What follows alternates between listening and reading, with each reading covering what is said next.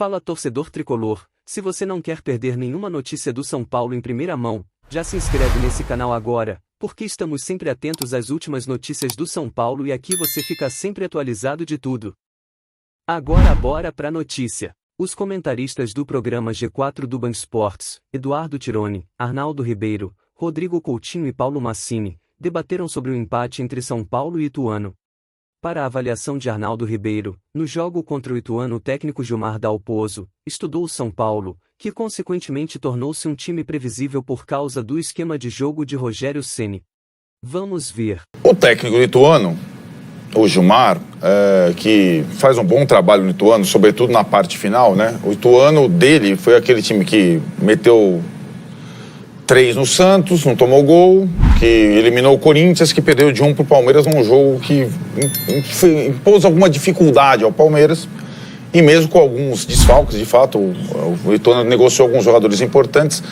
É um técnico que conhece bem o São Paulo e assistiu bem o jogo com o Tigre. Então o fator surpresa não existiu, pelo contrário. Ele armou o time, a feição do São Paulo, também com 3 zagueiros, também no 3-5-2, ou melhor, no 3-6-1, para dificultar a bola aérea do São Paulo, os cruzamentos do São Paulo, que jogou ontem com 2 centroavantes, né? Essa foi a novidade, Erisson e Caleri, e acho que aí já tem um certo erro do Rogério na formação, porque o time fica ainda mais previsível e os 2 centroavantes estão fora de forma, sobretudo o Caleri, que está voltando um tempão. Então a participação deles sem a bola chegar é muito pouca.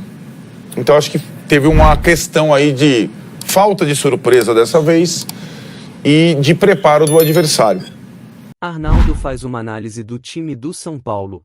Vamos ver. São Paulo, sob o comando do Rogério, não ganha de ninguém. O São Paulo do Rogério não ganha de ninguém desde que ganhou do Palmeiras 1-0, gol do Patrick, em junho do ano passado. O São Paulo, treinado pelo Rogério, com reformulação de 2022 para 2023, piorou. Porque além de não ganhar de ninguém, com todo respeito, de ninguém desafiador, ele passou a não ganhar de times médios, como o Ituano, como o São Bernardo, como o Água Santa. Então, quando eu digo que a missão do Rogério no São Paulo, ela deixou de ser ganhar campeonatos e jogos, não estou exagerando.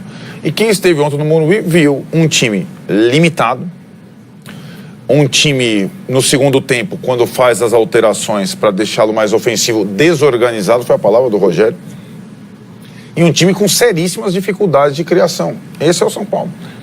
Esse é o São Paulo de 2022 para cá, não de 2023. De 2022 para cá. Em 2023 é um time ainda mais frágil, ele não tem um jogador capaz de desequilibrar uma partida, não tem uma questão diferente, é um time forte fisicamente, que perdeu demais com, sim, os jogadores operados. Os 4 seriam titulares ontem, sobretudo nesse sistema com 3 zagueiros, os 2 laterais, o Ferrarete e o Galopo seriam titulares, mas não estão aí. Então o que sobrou é um time muito fraco, mas fraco demais. Que quando enfrenta um time como o Tigre, que propõe o jogo, dá mais espaço, talvez tenha algum sucesso. Para pegar um time contra o Ituano, esquece. São Bernardo, esquece. Água Santa, esquece. Se o cara quiser jogar hoje contra o São Paulo, ele sabe. Vou me fechar, o São Paulo não vai fazer nada. Nada. O Ituano sabe, o técnico Ituano enfrentou o São Paulo ontem sabendo exatamente do que fazer. Então é isso, esse é o resumo do jogo e do atual momento do time do São Paulo. É um time limitadíssimo. A gente vai falar sobre as perspectivas do São Paulo daqui para frente. É o pior time do São Paulo da era dos pontos corridos. Não é modo de falar. Você diz da questão do... tem muito time ruim. O São Paulo é um dos times ruins. O São Paulo nunca entrou num campeonato brasileiro desde a era dos pontos corridos já lutando contra o rebaixamento. Ele já luta contra o rebaixamento antes mesmo de começar o campeonato pelos resultados contra times como o Ituano, Água Santa, São Bernardo e pelas atuações, pelo que a gente vê no campo. Na visão de Paulo Massini, o São Paulo deveria jogar com um time mais móvel para criar as jogadas. Vamos ver. Eu apostei com você e perdi ontem que ele ia mudar do 3 zagueiros para o 4-2-4, porque para enfrentar também um time contra o Ituano, Quando você coloca 2 centroavantes, um voltando de contusão e o outro, que é um touro, se você joga no 3-5-2, esse segundo centroavante precisa ser móvel. Por quê? Porque na hora de construir o jogo, ele precisa sair, deixar um dos zagueiros adversários desconfortável para poder ter algum diálogo ou com o Nestor ou com os alas do São Paulo, para gerar espaço. E o que a gente viu foi um time móvel, um time imóvel. Então, assim, nada tenho contra cruzamentos na área, mas você precisa buscar um passe na área. Não joga a bola lá... Hã? Foram 57. Não, essa questão do número, se foram 10, 20, 60, não tem muita importância, na minha visão. Só que você precisa buscar algum trabalho combinado dentro da área para que o passe seja bem executado. E a gente não vê... me ajudem, por favor. Eu não vi nenhuma jogada ensaiada do São Paulo. Nem na bola parada, nem no escanteio curto, nem para definição de quem vem de trás. Outra coisa, os 3 zagueiros, que são zagueiros de qualidade, um deles precisa ser um jogador a mais no meio. Quando você enfrenta um adversário com linha de 9, 3, 6, para que você vai ficar com 3 atrás se você só tem um atacante? Nada contra o modelo ou o sistema, mas este zagueiro, não sei qual seria o escolhido, precisava ser um homem a mais no meio para participar da construção do jogo. Porque o Ituano fez o certo e o óbvio. Trancou o São Paulo, deixou o lado do campo, falou, cruza aí. Se desse certo, beleza. E quase deu, né? Teve um lance no finalzinho ali com o Luciano. O Luciano meteu a bola de cabeça e quase saiu o gol. Mas se você for pegar a rigor, o Ituano teve mais chances para definir o jogo. E pré-chances. O que é pré-chance? Quando o cara está livre e adianta a bola. Pelo menos 2 ou 3 vezes os atacantes do Ituano fizeram isso. Então, dizer que a situação é preocupante, dizer que esse time, com essa situação financeira, sem poder agora, né, ir buscar jogadores de qualidade. Porque o resumo da ópera é que você tem 4 titulares, como disse o Arnaldo, que estão operados. Acabou para eles. E o elenco é esse. Aí você põe o menino, lateral esquerdo, Patrick. Menino, ele estava com os olhos assim. Levou a primeira bola. Ele estava com os olhos arregalados. Então, e você entra num círculo que vai queimando o jogador. Igor Gomes já não valeu. Agora o próximo é o Nestor. Daqui a pouco vem outro menino da base que queima. O lateral direito, que é excelente, já não consegue jogar. Né? Natan. Não consegue jogar. Olha a situação do São Paulo. E agora vamos falar do Ceni. É inadmissível não é bem a palavra, mas é espantoso para mim como esse time não apresenta recursos, independentemente da qualidade técnica, porque sabemos que um time forte fisicamente, com alguns jogadores técnicos, alguns jogadores com alguma técnica, pode ganhar do Ituano. O Ituano está na Série B do Campeonato Brasileiro. Então, me chama também a atenção como esses jogadores de São Paulo erram passes simples, de 3 metros, até o goleiro, vocês viram o lance? Isso. Ontem, o goleiro ali para sair jogando, meteu a bola na lateral. Então, tem um descontrole, tem uma falta de confiança. E aí, cara, o treinador tem que intervir, o treinador tem que cuidar disso. Porque ficou claro, se jogando contra o Ituano, o São Paulo pode ganhar o jogo lá em Itu, beleza. Não é essa bem a questão, mas se jogando numa primeira fase de Copa do Brasil, no Morumbi, com 30 mil torcedores, você erra um passe de 5 metros porque está empatando o jogo, você imagina quando você estiver numa situação lá na frente, no Campeonato Brasileiro, jogando contra um rival direto, perto da zona do rebaixamento, vai bater um pânico. E o pânico já chegou na instituição.